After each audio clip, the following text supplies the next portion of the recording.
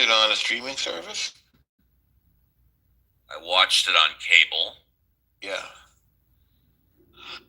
I think one of the no, I saw it 3 times in the theater actually. Weirdly, it Wow. yeah the well I I've been to the theater like twice in the past 5 years, and you watched the same movie 3 times in the theater? yes. Wow. Yeah, I'm going to the theater a few times a week right now. It's a really different experience. It's same thing with Sinners. In the case of Sinners, like the whole audience is laughing and cringing and yelling. Um, and I mean, I'm gonna say the last couple times were with like the people in the film were in the theater and did a panel later, so it's a whole thing. I will watch it again, but still blows me away. The body on Sean Penn is amazing. I mean, Yes. he is 63 years old and he's solid as a rock. I mean, you think Tom Cruise has a good body? Sean Penn has an amazing body, and his girlfriend, by the way, is less than half is more than half his age. Who's that? Sean Penn's girlfriend? Yeah, she's Who 30. is it? She's Who is it? I don't remember, but she's 30 years old. His Deltoids are going to get a Best Supporting Actor nomination. There you go. That's right. And he's got some biceps that are insane. Yes. Sounds like a bromance. Put it on his bulge. I've always What did you say? I've always appreciated. You heard it. I think we should not repeat it. I've always appreciated Sean Penn. He has to be the most, if not the most, underrated actors, and I think he has 2 Academy Awards. Only 2, and he's definitely at the top of the list for a third. And he paid his time. He was married to Madonna, so he did his time. Yes, true. Yeah, I discussed this on the way home. It's a one or at best 2-dimensional character, but he just crushed it with his performance. There's so much in the film, Steve. You got to take it really. I gotta watch it again. I'll probably have to watch it 3 times. Yeah, well, to me, I found it rewarded repeated viewing, and I also recommend Sinners to you if you haven't seen it. I think I have not seen, but I heard about it. Yeah, I've heard about it. Yeah, it's a vampire film. And of course, I absolutely loved "Deliver Me from Nowhere," the Springsteen biopic. You know, that's on my list, and I haven't seen it yet. You loved it. Yeah, I don't, and I was expecting a lot, and I loved it. Now, to come perfectly clean, I used to be, when I was much younger, a Springsteen nut, so I have a bias. But on the other hand, that could have been the reason for me to have a letdown on the movie, and I was very impressed with the movie. I liked it very much. Springsteen is one of modern time's great artists, Steve. I think it's to adore him, I think, is appropriate. Can you tell us what you liked about the film? Is it a portrait of an artist, or is it something different? It's something that you wouldn't expect. And Paul is new on stage. We'll get to Paul in a moment. Good. Then I'm going to look forward to that. It takes place right after his last show on the River Tour. That's where the film starts. Right after the last show on the River Tour, and shows how he went pretty much into seclusion and started making Nebraska. And in the process of making Nebraska, and this I didn't know, in the process of making Nebraska, he also laid down tracks for Born in the USA. But essentially, it's a film about someone, Bruce Springsteen, who is on the verge of worldwide stardom, but deathly afraid that if and when he there, he's going to lose roots of where he came from.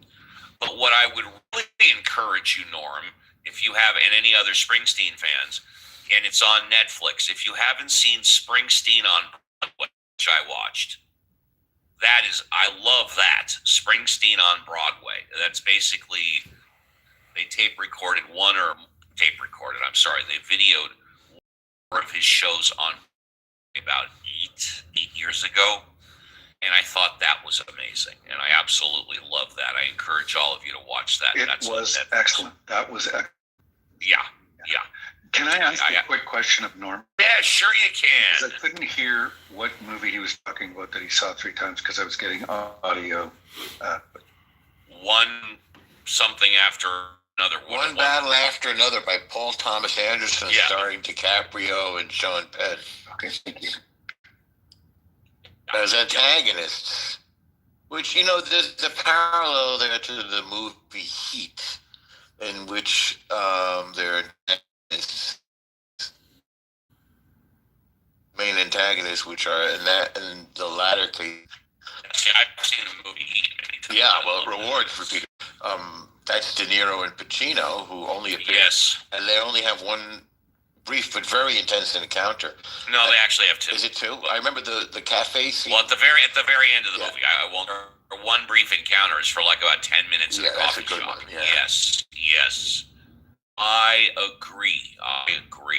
In fact, maybe we'll play a little bit of that depending on what happens. But Norm, thank you. Please stay on stage, and we'll come back to you for another Fresh 5 in hour number 2 if you want. And if you're in the audience, please come on up. We love new speakers. Paul, good morning. Welcome back to the show. What would you like to talk about?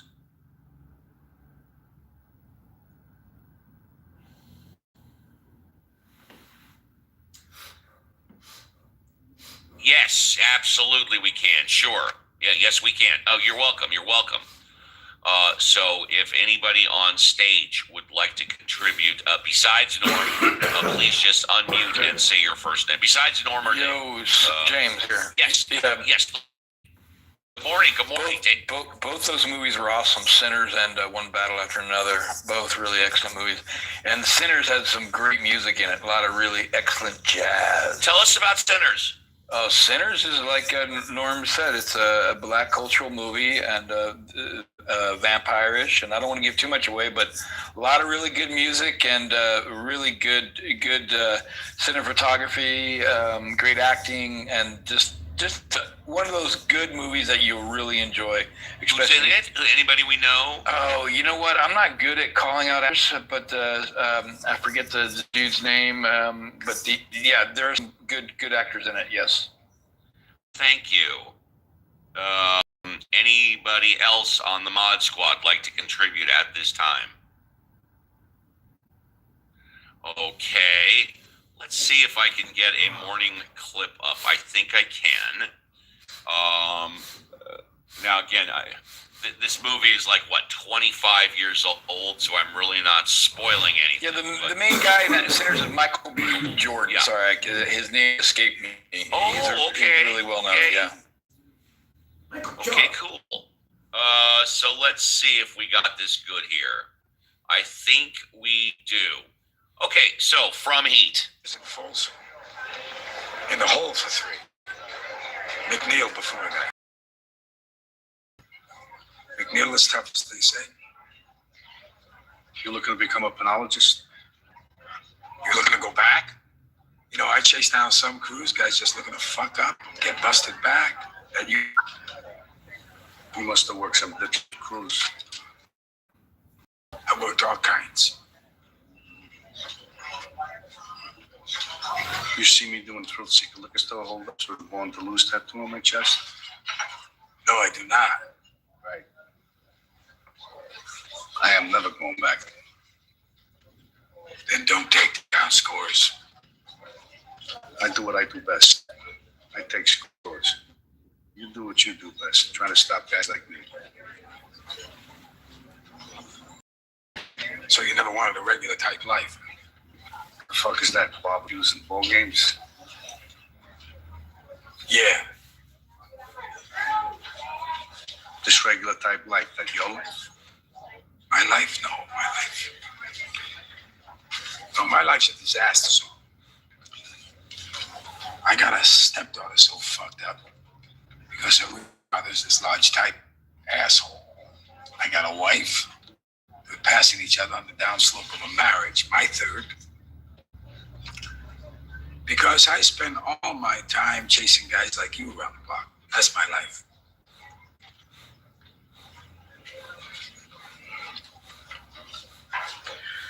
Guy told me one time,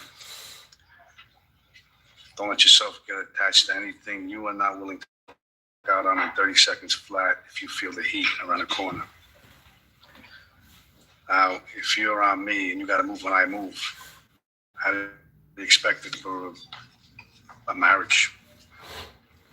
Oh, that's interesting. What are you, a monk? I have a woman. What do you tell her?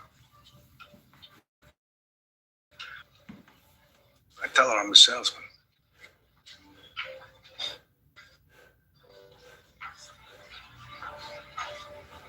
So that if you spot me coming around that corner, you're just gonna walk out on this woman? Not say goodbye? That's the discipline. That's pretty vacant. Yeah, it is what it is. It's that or we both better go do something else, pal. I don't know how to do anything else. Neither do I. I don't much want to either. Neither do I.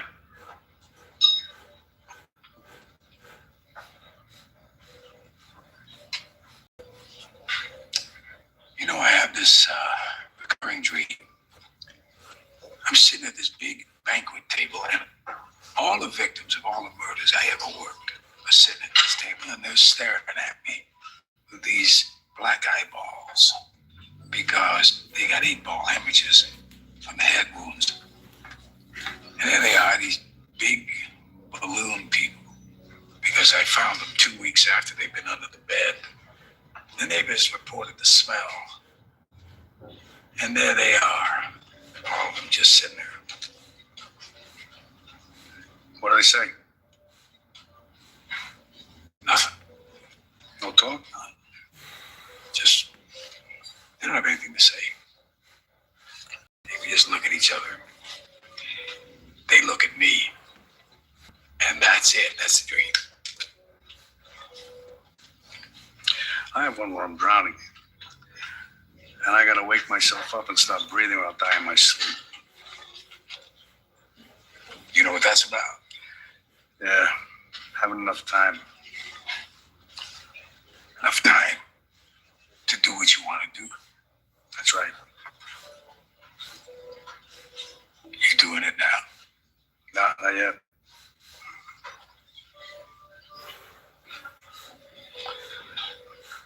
You know, we're sitting here. You and I are like a couple of regular fellas. You do what you do. I do what I gotta do. And now that we've been face to face, if I'm there and I gotta put you away, I won't like it. But I'll tell you, if it's between you and some poor bastard whose wife you're gonna turn into a widow, brother, you are going down. From the movie Heat with Al Pacino and Robert De Niro. I call it the coffee shop scene. It is the best 6 or 7 minutes, however long that clip was. For me, in cinematic history, the two amazing actors sitting across the table. They ad-libbed a lot of that scene. But music, whether the car, the music driving to the diner was just haunting. That whole 10 minutes was just phenomenal. Thanks for playing that. Yes, the pleasure is mine. And, you know, I know a lot of people don't like me playing like these 4 or 5 minute clips. A lot of people don't like to hear other people talking. But guess what? There's a cure for that. Be bold, brave, courageous. Come on stage and take advantage of your Fresh Five. Because more of you means less clips. More of you means less of other people. Let's say hello to Matt. Matt, newly married Matt. How are you, newly married, Matt? Oh, I'm doing pretty well. How's it going, Steve? It's going great. Did you want to bless us maybe in a half hour or something with a financial report? Sure. Or is that not? Happy to. That would be great. How much time do you need? Yeah, bottom of the hour or top of the next hour would be fine.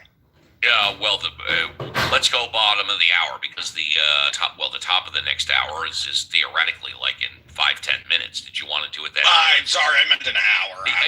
We'll do the bottom. We'll do the bottom of the hour. The bottom of the hour sounds great. You. Absolutely. And speaking of that, that's pretty much 1 hour in the tank. Sorry to interrupt. No, please. I got a message from Alfonso via our chat that one of the mods has Alfonso blocked. What the hell? Does one of the mods have Alfonso blocked? Well, he put it in our chat asking. Yeah, I just saw that message too. I certainly don't have Alfonso blocked. Yeah. Kid, do you know how to give him a personal I'm text taking a look right now. I don't think it's me, but I'll make a look. I'll make sure it's. Yeah. Cool. I find it, wow, Alfonso is not one to block. You know what I'm saying? Like, if you've got a beef with Alfonso, you've got to check your identity. Yeah, right. You know, like, who has a beef with that guy? Yeah, I mean, look up type B, and then look up really type B, and there's Alfonso all the way. And Steve, giving it a personal invite doesn't help. If a mod, so he can just click on the link in the text chat that gets him right to the room. But if he's actually blocked by a mod, he can't get in. So yeah, that's weird. Well, okay, everybody, check your block list. I was blocked by somebody who was too cowardly to admit it. No one will have you blocked. It was possible you just didn't see it in the hallway, Norm. That's No, I was blocked. I clicked on the link. You were incorrect, sir. All right. Tell you what, Norm. Why don't you send me a back channel? I did. Who had you blocked? How would exactly I know? Who? They were cowardly to No, admit it. Norm.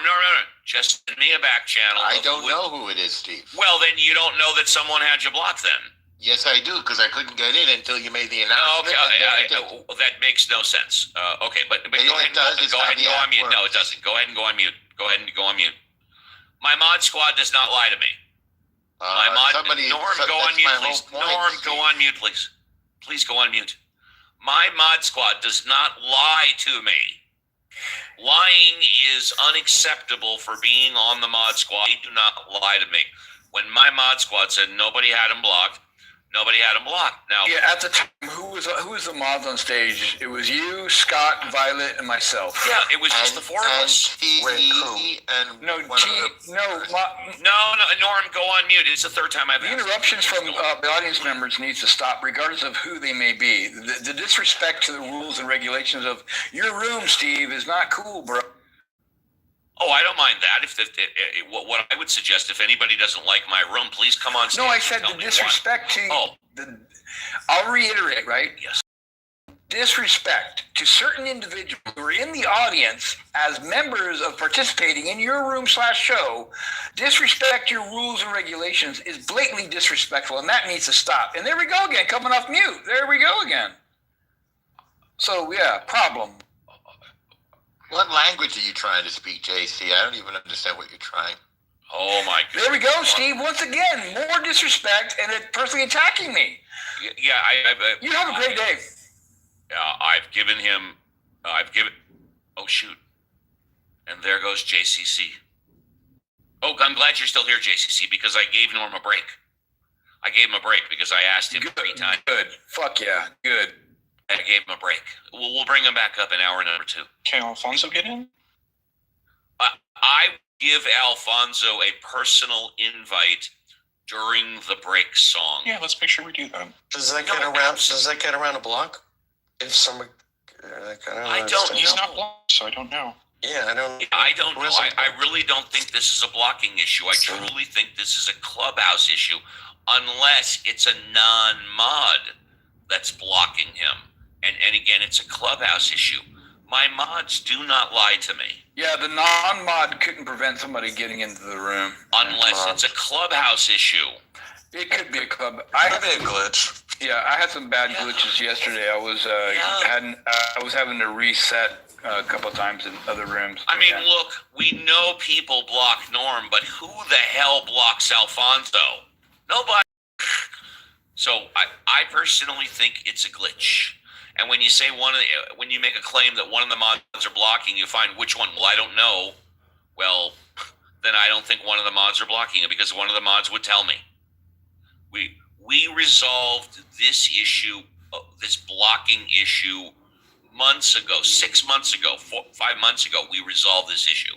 I'm not going to deal with how or why. You can send me a back channel and I'll discuss it off the air. But we resolved this blocking issue. We used to have a mod squatter that was not only blocking individuals that regularly come on the show, but blocking everybody that followed them. He was literally blocking hundreds, if not thousands of people. And that I can't stand. So I personally think it's a Clubhouse glitch unless you can point the exact mod that is not only blocking you, but that is lying to me. My mods, yes, please.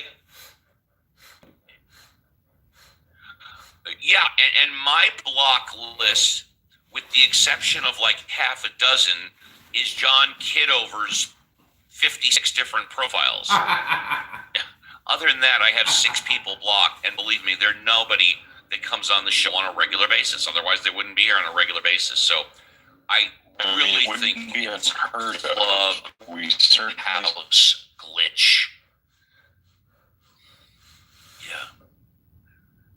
Yeah. And T, thank you. T, I love having you as a temporary probationary mod squatter. Please stick around. That being said, 1 hour in the tank, 2 hours left. Don't go away. We'll be right back because there clearly is darkness on the edge of town. I'll send Alfonso a personal invite. Well, it's still racing on.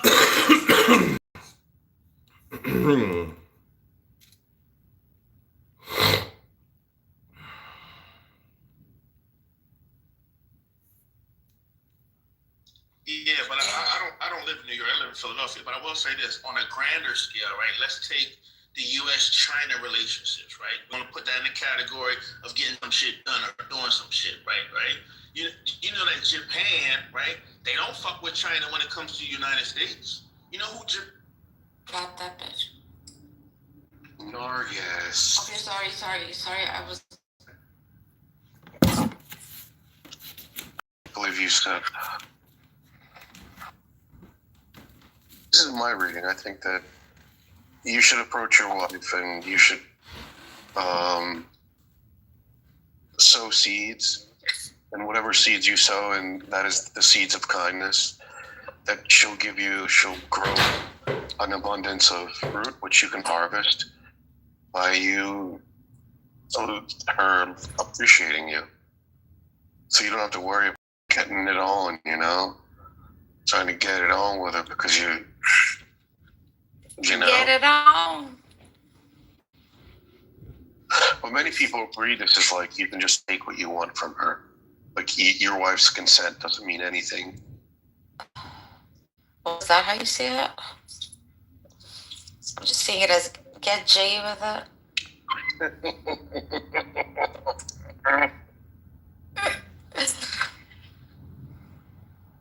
Why are you still awake? I know you haven't slept. Fucking slept. And I slept with Andrew in that room. I know how bad it sounds. How was he? My God, losing his shit yesterday. You slept with him? He was losing his shit yesterday. He was completely on tilt from fucking, what's that guy's name? Group. He's Hamza? losing his shit. Hamza and Yasin group. He was, When they were saying about the he could have anal sex, the gay dissected it sex, a little more. Say that again? with the gay sex, that's what really was getting him. Yeah. I think he is gay. I don't know. You think so? Yeah, he was getting really wound up. And he started doing the imitation of the voice and all that shit. That was really racist. Does he do the same in chillism and stuff? I've seen him speak in Ebonics in chillism. I was scandalized once. I walked in one time. The only white face on stage who was like freaking speaking in Ebonics. Why is your nose so stuffed, Argus? I just got up. Oh, you need to get nasal spray for you. It's just allergy season.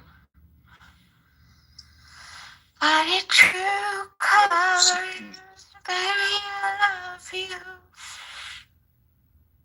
Oh, it's snowing. I guess it's gonna snow until like a couple of hours. Lucky. It's 71 degrees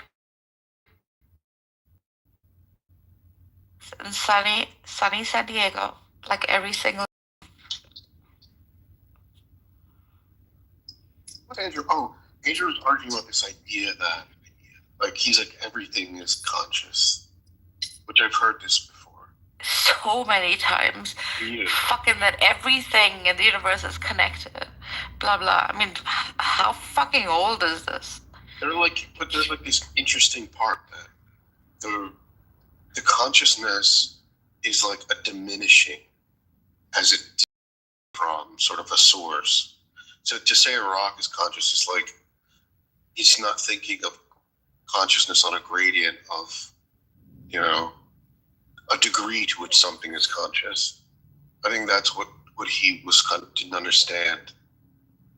That a rock is going to be a different type of conscious on a different degree than a person or the intellect, the universal intellect. Exactly. One time he argued like divine simplicity 3 hours with me, and what he took from it was Nargis worships a shoe. Quite literally, he said that.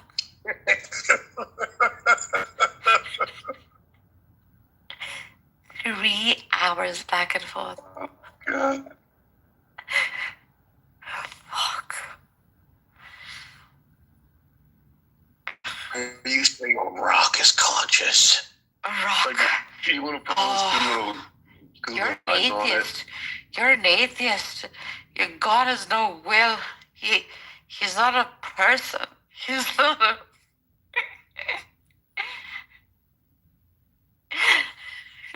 It looks This like is the Dr. argument that God cannot be a woman. Did you hear that one? Where he had that room where he was like, it's just wrong. It just sounds so wrong. It's so wrong. Yeah, he hates women. He just wants to be around men, I think.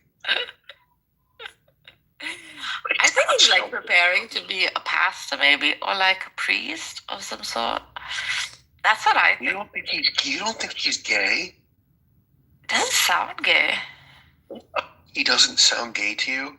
Have you ever heard him speaking about a woman in any way? No. Have you ever even said stuff like homosexuals should be stoned? Yeah. According to he's God's gay. law? Yeah, I'm sorry, he's gay. Yeah. Take it that far. No, don't just agree with me to agree with But it. take it that far. Yeah. It's self-hate. It's self-hatred. Yeah. He wants the D.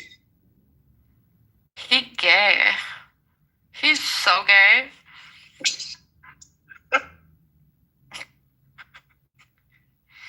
I don't know. I've not got gay vibes from him, to be honest. Neither have I got like hetero vibes. Maybe asexual. I guess you could say that. That'd be fair to say. Maybe he's just very modest. Yeah, I think he's virtuous. Yeah, he's virtuous. It could be that. Yeah. Like one time, there was this chick, I don't know if you know her, with a high-pitched voice, who kind of like, I think she's not well, poor thing. And but she like sexualizes people. She's like, hey, Andrew. I think she's Indian maybe or Pakistani. Hey, baby. And one time he was like, hey, baby. And he went on with the conversation. He didn't know her. And she just kept on going. Hey, Andrew. Did Andrew hit on her or? Oh, No, he just, and she was like, hey, babe. He was like, hey, baby. And he was like, hey, baby. All right, let's go on with the conversation. Good. Guys, you might want to rethink that. You don't give me a thumbs up, you know. Be very hurt. Yeah, that's right. Moderators, let the games begin. Put me in the queue for 60s. The fuck name? How did you come up with this account?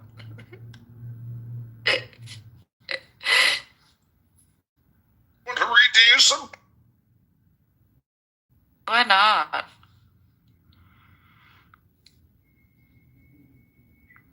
Thugger, how are you? Greetings. How good of you to join us. Indeed. Thugger. All right, Bane. Actually, I have a request. I have a request for this guy if he wants to read something. I think you should. No, not you. What is your request, Megatron? My request from you is going to be Ezekiel chapter 1. Do you feel in charge? Well, He's requesting.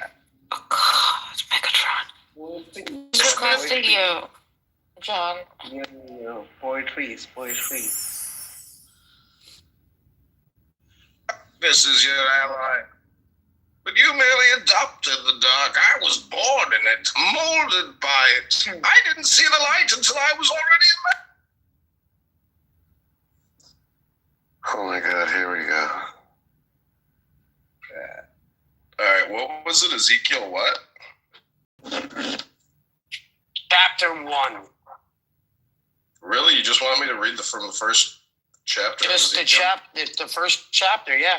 You probably haven't read this in a while. Who knows? Oh, yeah, it's been a long time. Okay, here we go. Ezekiel 1, everybody. This is your morning meditation in the Bible and Quran room. This is Ezekiel 1. In my 30th year...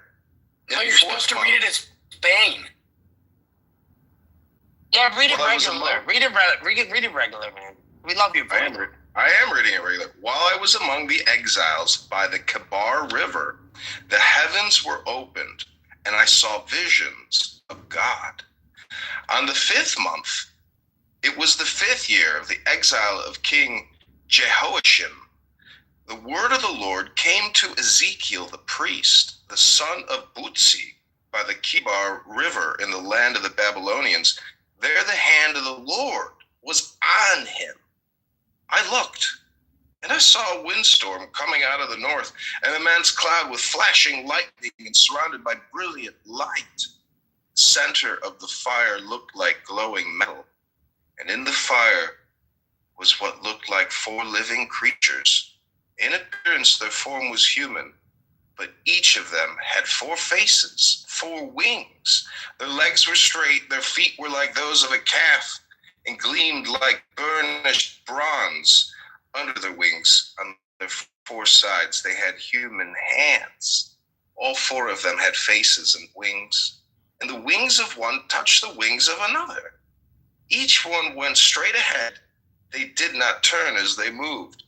Their faces looked like this. Each of the 4 had the face of a human being, and on the right side, each had the face of a lion, and on the left, the face of an ox.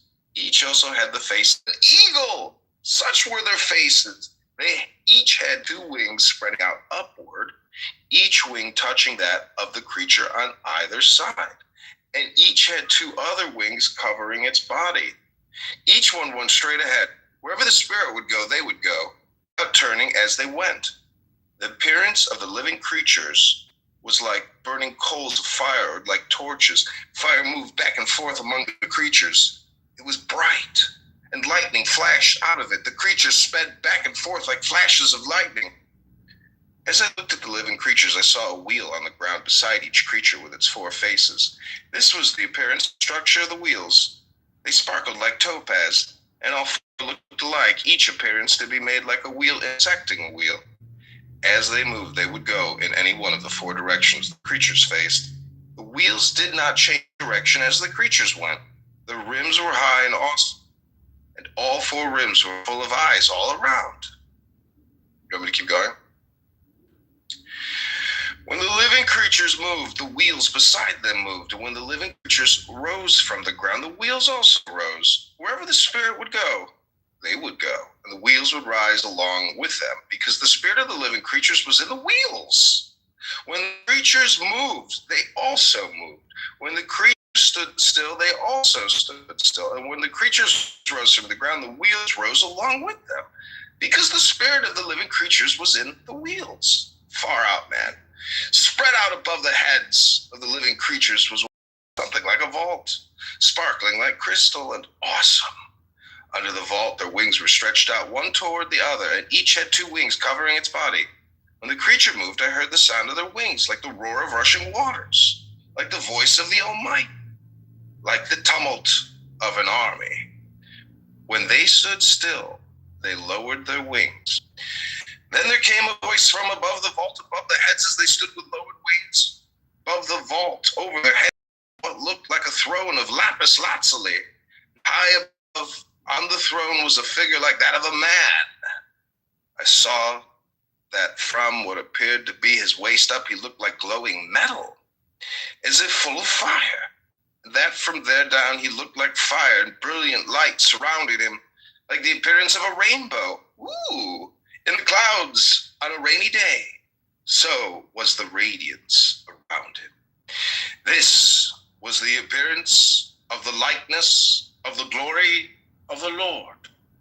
When I saw it, I fell face down, and I heard the voice of one speaking. How hard was that for you, John Kitover, to read that normally? You could tell he's so Amazing, down right? to break it And crazy. you know what's so crazy? They're like, where does it say that God is a man? Right? Where does it say that God is a man? Where does it say he's a man?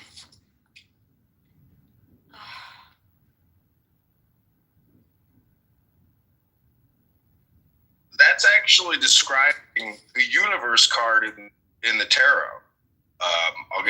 I'll change my PTR, but that imagery of the eagle, the lion, the ox, and then the 4th object, or the 4th, it's the image of God. So that to me is like somebody tripping, probably on shrooms, smoking weed, drinking wine, and writing a far out poetry, just like Revelation, which is what you and I can do as well, and we can make it even more fantastic. So you got to realize that when they wrote it down, people would read it to each other just in the same way that we would. So this was our content and our entertainment.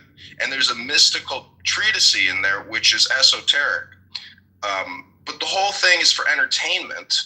I don't know how much peace of mind the first Ezekiel gives you, but it should at least entertain you. And I think that's probably the purpose of it.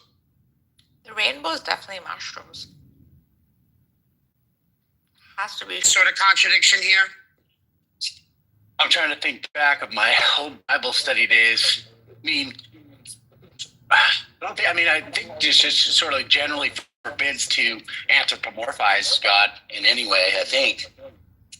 God was definitely anthropomorphized here in Ezekiel 1. By the end, they're saying that they saw a man. And then shortly after, explaining this is the glory of God. This is the manifestation of God. So it is kind of, I don't know, it's like either they're playing with the words. I can show you the verse where it says not to depict God as as an animal or a creature like that. But this is a vision. It's a vision. Right? Like in Zechariah 5. Yeah, it's definitely a vision. It starts out saying that he has a vision of the heavens, right? Like that's the beginning of the verse. Yeah. So definitely. I mean, most of these sort of fantastical claims come in the form of visions. I mean, I don't think most people would believe, like, if they said something other than a vision, they'd be like, well, what are you talking about? That didn't happen. Because it has to be, like, sort of almost definitionally, it has to be a vision. So it's not so much that it's perfect, right? Blaine, you got Zechariah 5 on cue there. Zechariah 5. Let me just say that Ezekiel's also known as Chaldeans, and there's what's called the Chaldean oracles. And the last sentence of this, when I saw it, I fell face down, and I heard the voice of one. So the one God, or the voice of one, that's you.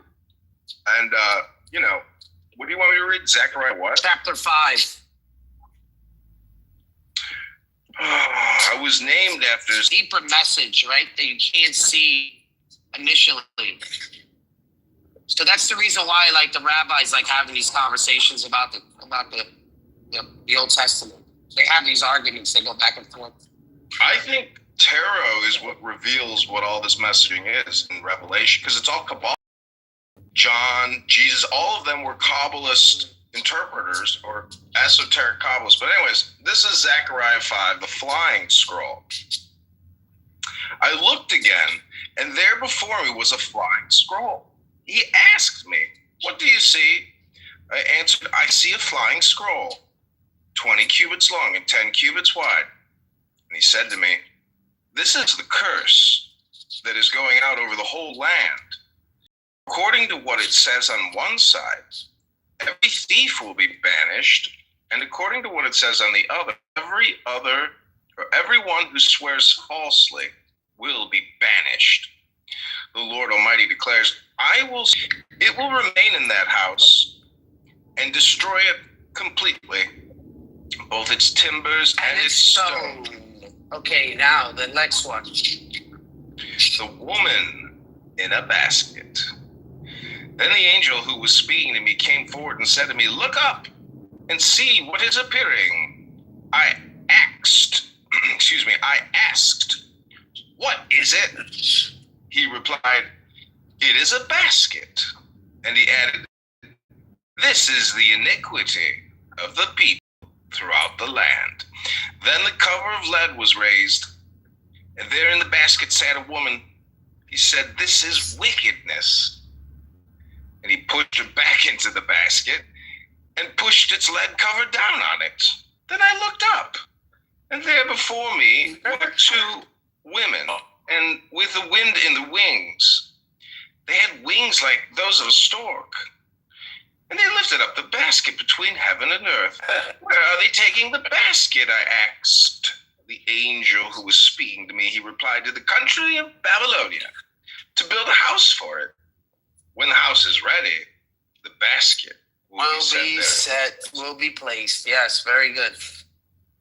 So, what's wonderful about this translation, this is like one of the main stories I go to, like when I read a different Bible translation, because the basket, it changes names, right? Like knowing how much portion, so they call it different names. Pretty interesting.